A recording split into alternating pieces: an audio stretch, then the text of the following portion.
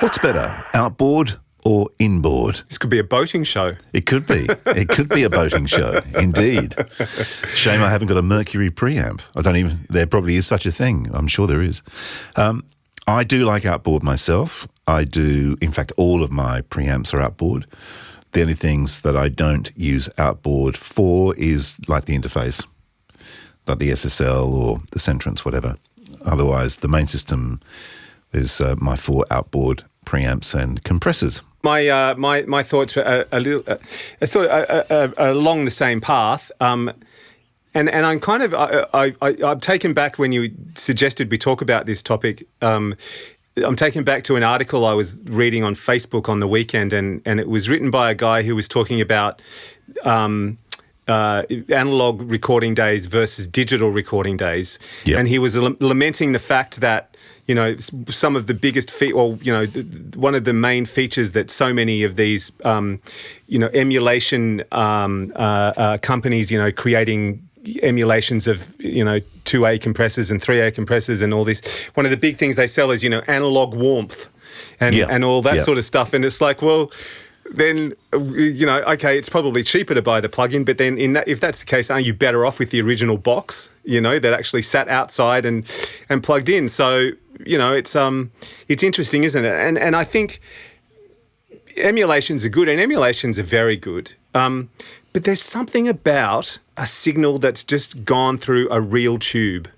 Yeah, or a transformer or a circuit. Yeah. Yeah, and I don't think that the digital quite gets there. It's close, does a pretty good job, but there's just something else. The average punter, they're probably not going to hear, well, they won't hear it anyway, but there is something, and the thing is when they do emulations, which one did they base it on? Because if you talk about analog gear, it changes. Everything changes as it gets older. How old was the valve in that machine, or or whatever? Or when was the last time that one was serviced? Or exactly. That's right. There's so many variants, which gives each one its own unique sound. And let's be honest, when you look at some of the prices these things sell for, that sort of stuff is sort of what the price is based on too. What sort of sound it's giving, and and I think. Yeah, I think a lot of the stuff, you're buying a badge for sure. I mean, that's the same with microphones, preamps, whatever. You definitely pay the badge tax. And they're not cheap. I mean, I bought a lot of my stuff sitting over there years ago now.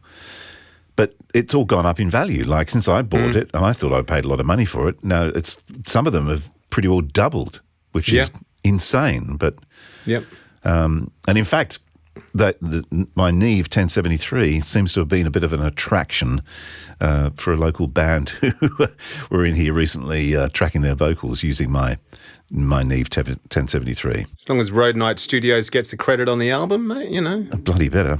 Vocals tracked at? Yes, indeed. Yeah, but I guess just to round this out, we were just saying before we started recording, I got a Drawman 1967 that sat in the studio pretty much since day dot. In fact, I bought it, my last full-time agency gig, I left as they were moving premises and building new studios, and so I bought pretty much my old studio, which back in those days was, an O2R and a whole bunch of outboard gear and an analog patch bay and all that sort of stuff. And so I've had it since then, and it's been serviced a couple of times. But, I recently retired it because it's sort of, in terms of workflow for me now, it doesn't really fit anymore. But, the fact, I loved the fact to know that it's sitting there. So should, for example, just as an example, someone want to track vocals in this room, God knows why they would, but you know what I mean? It's just there. It's nice to know it's there, and if I really want that sound, I can just go and pull it out and plug it in. Outboards are not just for boats,